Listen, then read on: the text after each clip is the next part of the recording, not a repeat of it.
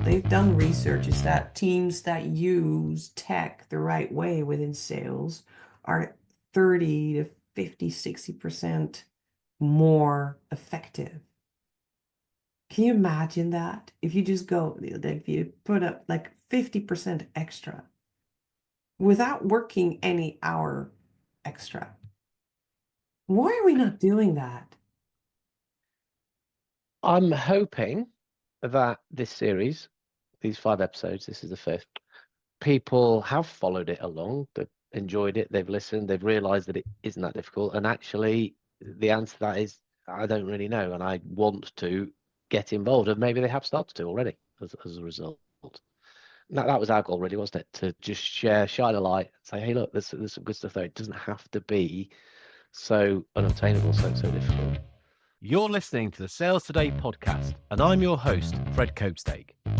On this podcast, we explore how sales professionals can develop a modern approach to winning business, the application of virtual selling techniques, how to create meaningful business relationships, and much more. Why not take our free collaborative selling scorecard to see how your sales approach suits today's environment? You'll find a link in the show notes. And welcome to this episode of the Sales Today podcast, where I'm delighted to be joined by Hanneke Vogels. We are talking about tech in sales.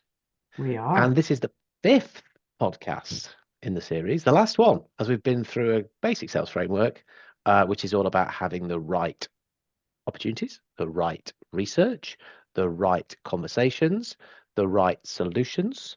And this is all about the right outcomes. So, Hanneke, what I think we need to talk about in this one is something that kind of falls between two of those stages, which is negotiation. Mm-hmm. Yeah, it's a separate process in itself, but let's see if we can just cover off a little bit of that and how tech might help us, and then talk about how we are making sure people get their outcomes. So perhaps reviews and ways of just maintaining the relationship, keeping in contact. Yeah. We'll cover those things. So let's just start on negotiation then, and what Okay. technology could do to help us with that. Do you have a minute? Because even like in negotiations itself, in one of the previous episodes, we've been talking about note takers. Note takers come in very handy when it comes to analyzing how negotiations are going, who's talking, what's their sentiment, how's it, what are they not talking about? What are they talking about? What was like the line of it? To analyze it for yourself, to learn from it, but also like do better in the next meeting for this specific client. So that's one part.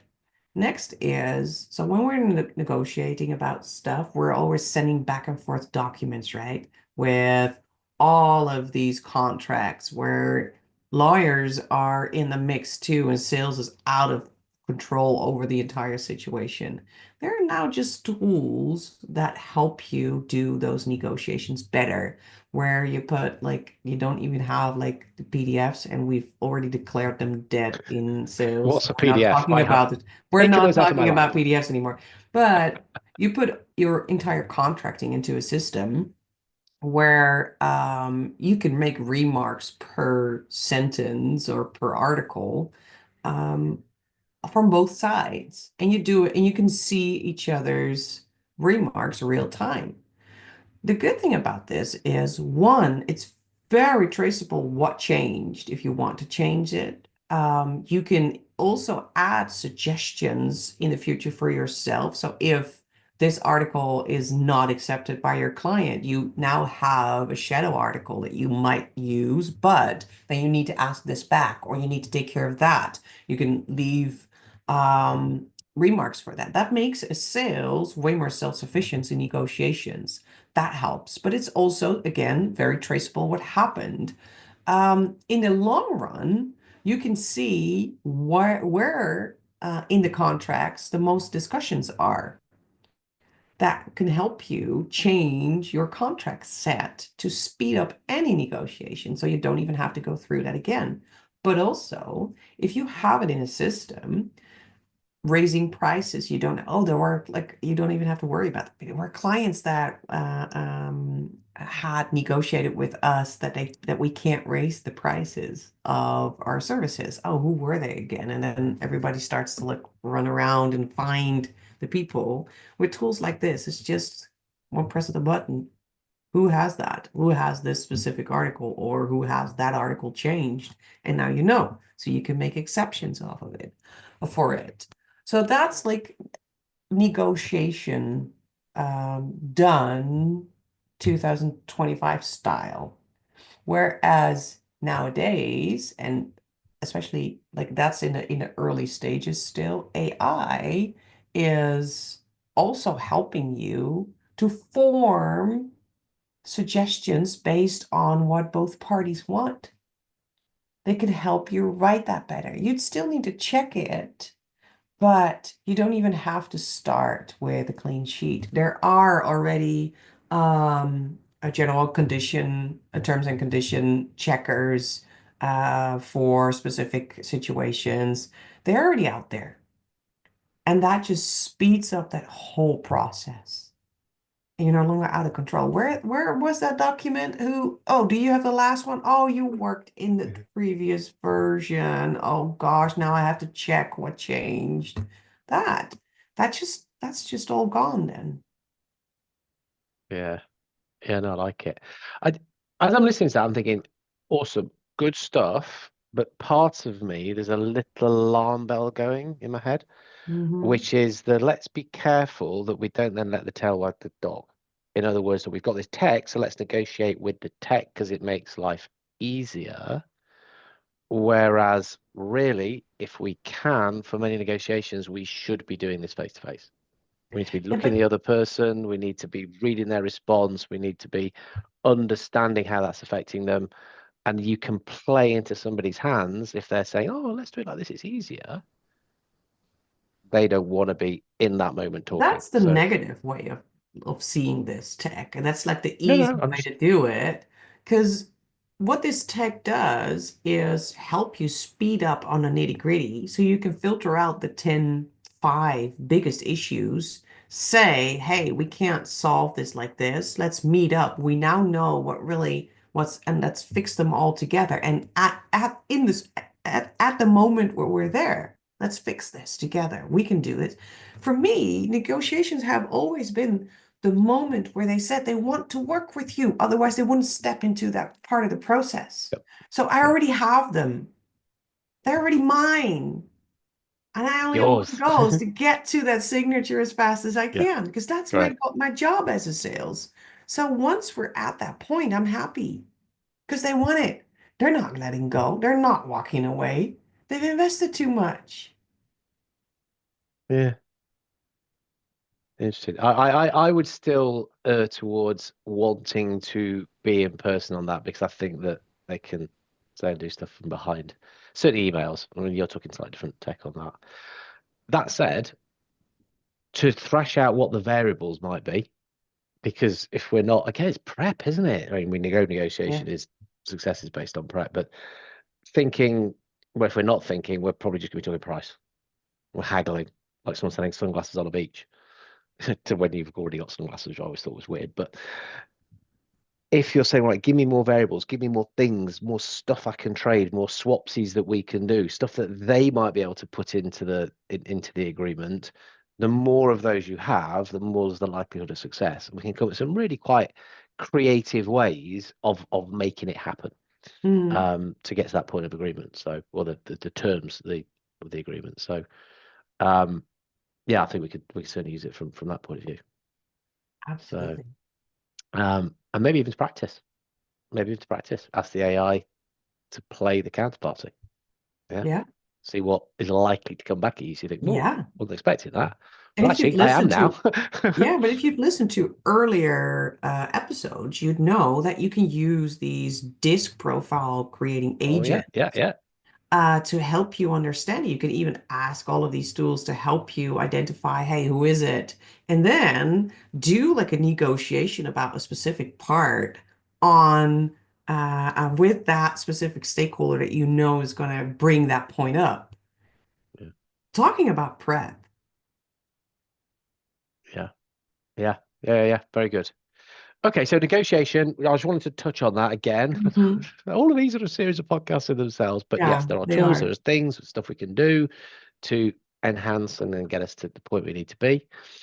So the other part of this last right outcomes element is that that's what we sell, isn't it? Really, we sell outcomes. That we kind of said it Yeah. last, but we probably started with it. Begin with the end in mind, because that is what people are buying. They're buying outcomes, they're buying results. Yep. We've got to be making sure they're getting them. So again, how's the technology going to help us to do that? Wow. Big one. And I don't think I know specific like how to answer that specifically because it all starts from the specific task, right? So it's never about the tool, it's always about the task that we're trying to do better. So one of the things that you see in closing is that bringing the whole contract and everything around it, all that knowledge that you have in your head and scattered everywhere from the entire sales process, bringing that over to the person who's actually going to deliver it. Because that's one thing we salespeople don't do. We don't actually create stuff in the end. That's someone else's job. Bringing all that to operations is something that we, especially for bigger contracts, still do by hand. And if you use note takers, if you use CRM right and log everything, you can now do that by just putting the deal on close one. Everything will roll out automatically. Your organization can have all the information summarized in a way that they like it. You can connect your CRM with their operation tooling, providing them with the information that you need to bring for them to accept it. It requires a little bit of work, but the tech for it is super simple because it's all Mm, out there. It's all out there. Whether they use a project management tool like Monday or Asana or maybe an ERP because you're delivering products in a manufacturing situation, it doesn't really matter. Um, Connecting those tools these days, it's only a matter of days of configuring to make this work. It's not that hard. yeah. Yeah, I think I can't think of anything specific like a certain customer success management tool or something. If anybody's listening and has one, there's plenty out there. Yeah, give us a shout. We'll happily have a look at that. Um, Well, for customer success management, there's a lot out there, but if you look at the efforts that HubSpot is doing on this part, they're okay. actually building like a hub specifically for customer success, and I really like what they're doing, simply because customer success is something else than actual new business sales, That's right? true. We need to stimulate cross-sell and upsell. Something has to like happen. Customer need to be satisfied and use everything that is out there and stimulate that. Customer success needs tools for that too. They need to know how the customer is doing. You have these sentiment analysis for communication, like written communication, so you can figure out, hey, is something going wrong in the operations, but also you can have like full automatic flows where the system will tell you when to contact someone based on their profile, the profile that you've set. Like for instance, we always do like cross-sell opportunity profiles where we're saying, oh, this is a high, medium, or low, and based on that, um, every month, every 3 months, every 6 months, a task pops up to getting conversation with someone or to reach out through another channel. So I don't have to think about the process. I don't need to track everything. I know that the system will tell me when it's time to make contact again. Yeah, brilliant. And I mean, the other thing that I get excited about in this is QBRs. Do you know how you killed off PDFs? I Yes. kill off QBRs.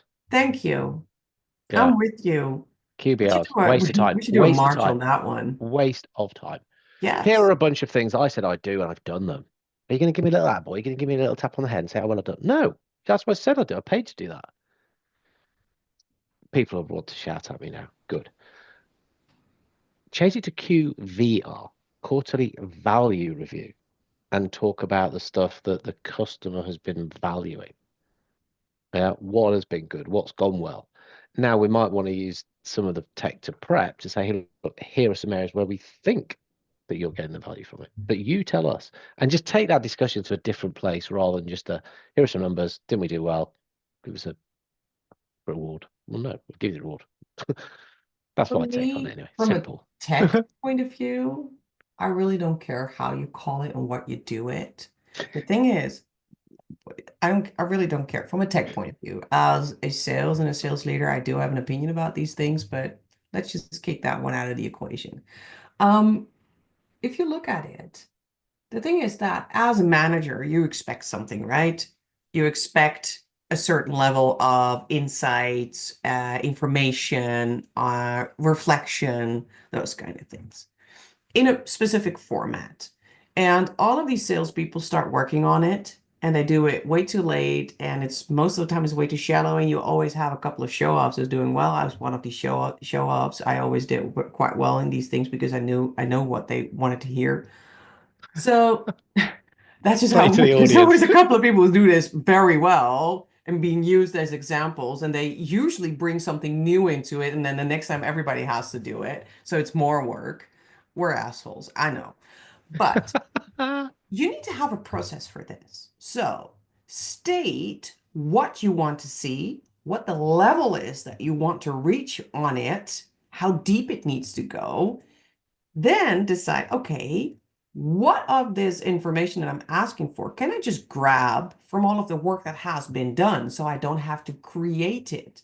Like 10 people at the same time trying to run some reports on how much activities that they have done. Come on, that's just stupid. I can just automatically put it in if I know what I'm doing. So it starts from the process of QBRs, QVRs.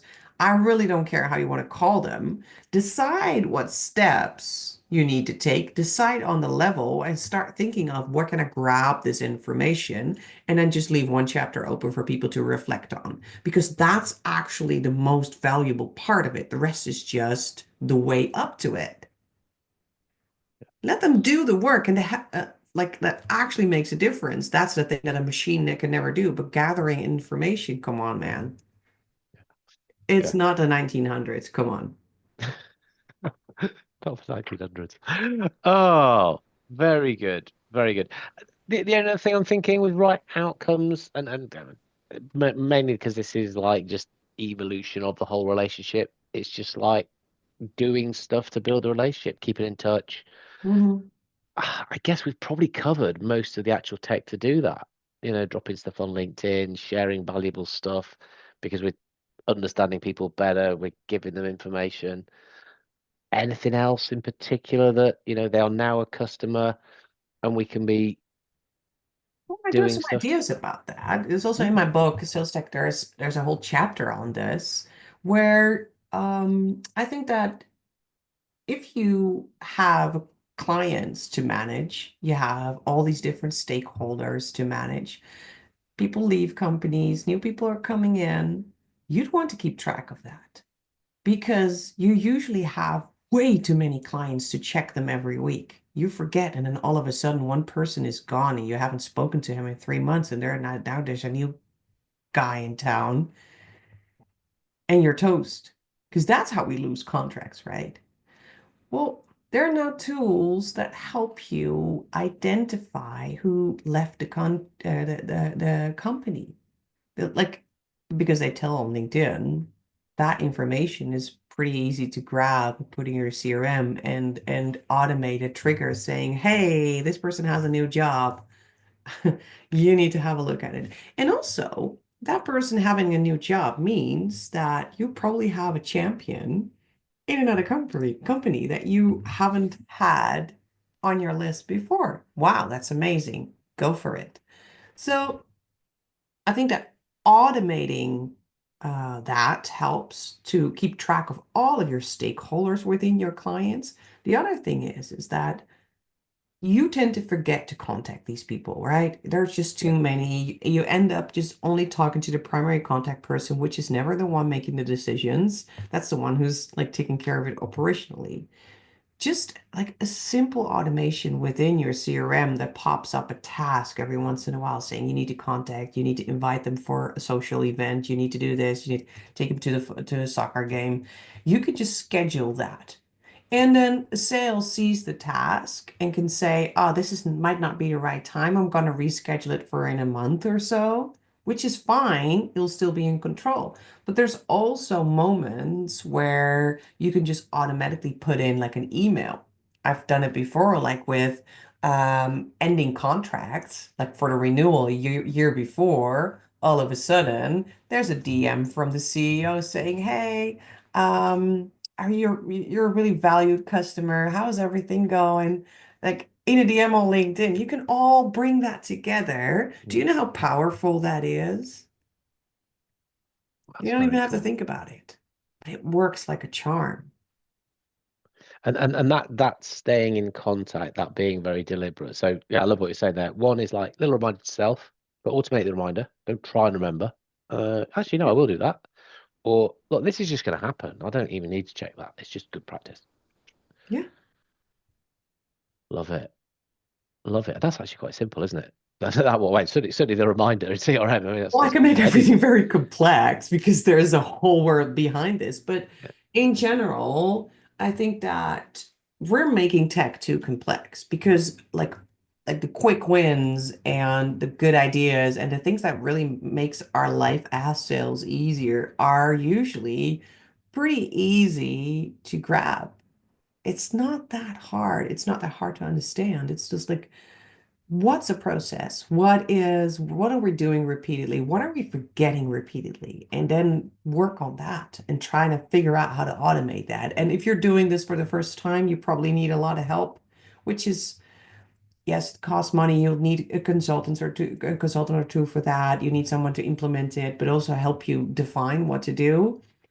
Um, but in the end, conversion rates go up. You can handle way more clients. You don't have to hire that many people.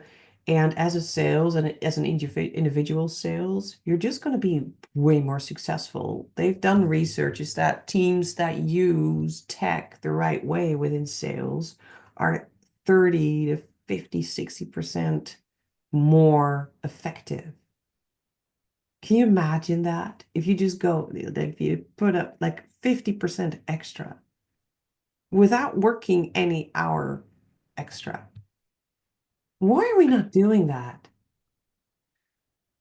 I'm hoping that this series, these 5 episodes, this is the 5th, people have followed it along, they've enjoyed it, they've listened, they've realized that it isn't that difficult. And actually, the answer to that is, I don't really know. And I want to get involved. And maybe they have started to already as a result. That was our goal, really, wasn't it? To just shine a light, say, hey, look, there's some good stuff there. It doesn't have to be so unobtainable, so difficult. So it's been an absolute pleasure going through this stuff. Absolutely. It's been good fun. Some of the outtakes, we might do the blooper reel. We could put that one out as well. But no, it's been great. Where could people get in touch with you? LinkedIn is the best way to do that. LinkedIn. We will pop the link to your LinkedIn and my LinkedIn profile into chat, so people can ask questions, give us feedback. Please do that. We'll just say hi. Will be lovely. But thank you so much for getting involved in this series. It really has been good. And It was I say I my hope people take some absolute stuff pleasure. away. Yeah, this was great. And I hope that people are inspired by using tech because it's not that hard. And I really love how we can just nerd about all these little things within sales. There's just so much to cover.